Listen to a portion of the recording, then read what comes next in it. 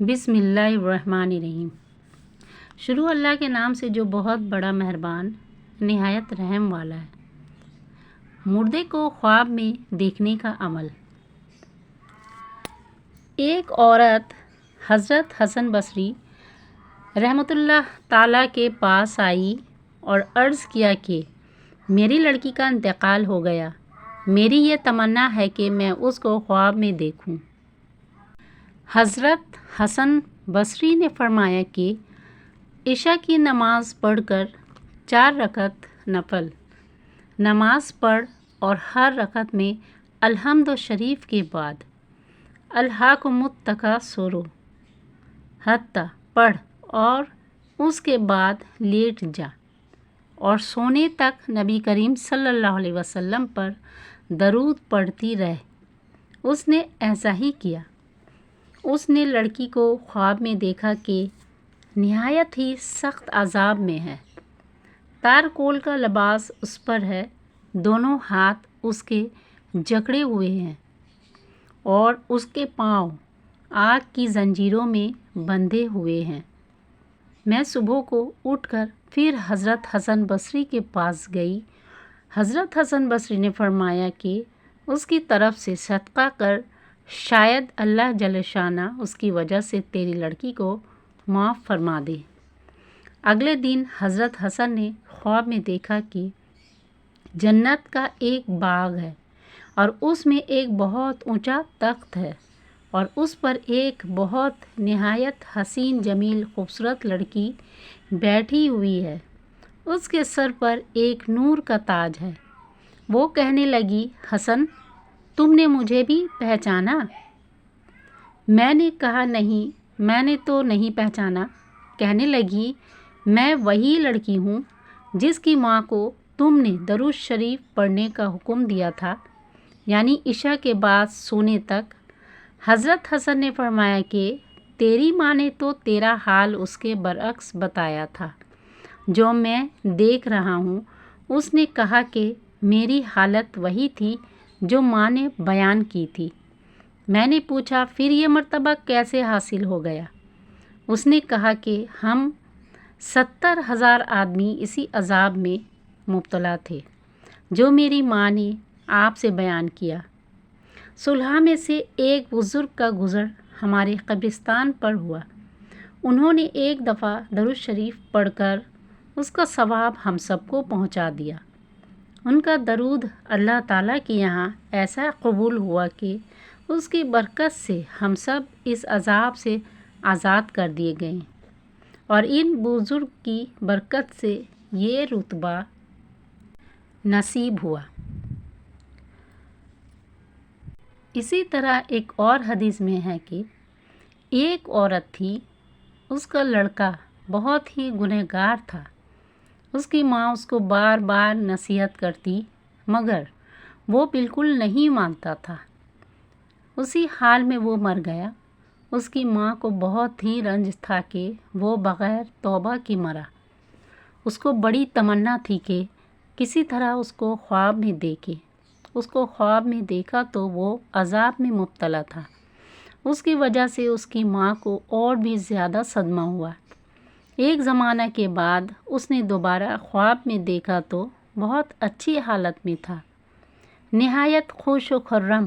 ماں نے پوچھا کہ یہ کیا ہو گیا؟ اس نے کہا کہ ایک بہت بڑا گنہگار شخص اس قبرستان پر کو گزرا۔ قبروں کو دیکھ کر اس کو کچھ عبرت ہوئی۔ وہ اپنی حالت پر رونے لگا اور سچے دل سے توبہ کی اور کچھ قرآن شریف اور 20 مرتبہ درود شریف پڑھ کر اس قبرستان والوں کو بخشا جس میں میں تھا۔ اس میں سے جو حصہ مجھے ملا اس کا یہ اثر ہے جو تم دیکھ رہی ہو۔ میری اماں حضور صلی اللہ علیہ وسلم پر درود دلوں کا نور ہے، گناہوں کا کفارہ ہے اور زندہ اور مردہ دونوں کے لیے رحمت ہے۔ یا رب صلی وسلم دائما ابدا علی حبیبک خیر الخلق کلہم۔ حضرت کعب احبار جو تو رات کے بہت بڑے عالم ہیں، وہ کہتے ہیں کہ اللہ جل شانہ نے حضرت موسیٰ علیہ نبینا و علیہ الصلاۃ والسلام کے پاس وہی بھیجی تھی کہ اے موسیٰ، اگر دنیا میں ایسے لوگ نہ ہوں جو میری حمد و ثنا کرتے رہتے ہیں تو آسمان سے ایک قطرہ پانی کا نہ ٹپکاؤں اور زمین سے ایک دانہ نہ اگاؤں، اور بھی بہت سی چیزوں کا ذکر کیا۔ اس کے بعد ارشاد فرمایا، اے موسیٰ، اگر تو یہ چاہتا ہے کہ میں تجھ سے اس سے بھی زیادہ قریب ہو جاؤں جتنا تیری زبان سے تیرا کلام اور جتنے تیرے دل سے اس کے خطرات اور تیرے بدن سے اس کی روح اور تیری آنکھ سے اس کی روشنی۔ حضرت موسیٰ علیہ نبینا و علیہ الصلاۃ والسلام نے عرض کیا، یا اللہ ضرور بتائیں۔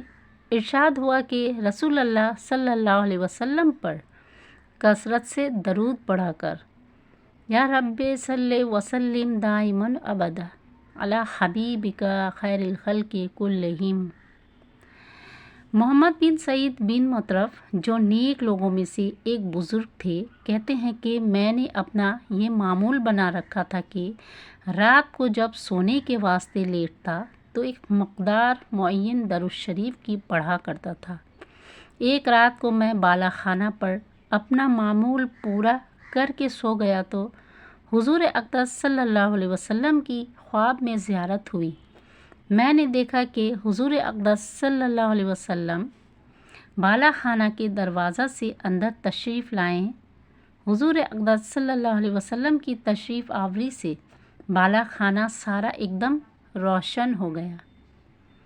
حضور اقدس صلی اللہ علیہ وسلم میری طرف کو تشریف لائیں اور ارشاد فرمایا کہ لا، اس منہ کو لا جس سے تو کثرت سے مجھ پر درود پڑتا ہے، میں اس کو چوموں گا۔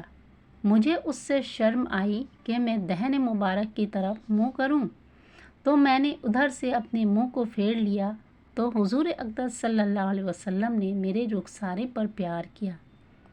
میری گھبرا کر ایک دم آنکھ کھل گئی۔ میری گھبراہٹ سے میری بیوی جو میرے پاس پڑی ہوئی تھی اس کی بھی ایک دم آنکھ کھل گئی، تو سارا بالا خانہ مشک کی خوشبو سے مہک رہا تھا، اور مشک کی خوشبو میرے رخسار میں سے 8 دن تک آتی رہی۔ یا رب صلی وسلم دائماً ابدا علی حبیبک خیر الخلق کلہم۔ محمد بن مالک کہتے ہیں کہ میں بغداد گیا تاکہ قاری ابو بکر بن مجاہد کے پاس کچھ پڑھوں۔ ہم لوگ ایک جماعت ان کی خدمت میں حاضر تھے اور قرات ہو رہی تھی۔ اتنے میں ایک بڑے میاں ان کی مجلس میں آئے جن کے سر پر بہت ہی پرانا عمامہ تھا، ایک پرانا کرتا تھا، ایک پرانی سی چادر تھی۔ ابو بکر ان کو دیکھ کر کھڑے ہو گئے اور ان کو اپنی جگہ بیٹھایا اور ان سے ان کے گھر والوں کی، اہل و عیال کی خیریت پوچھی۔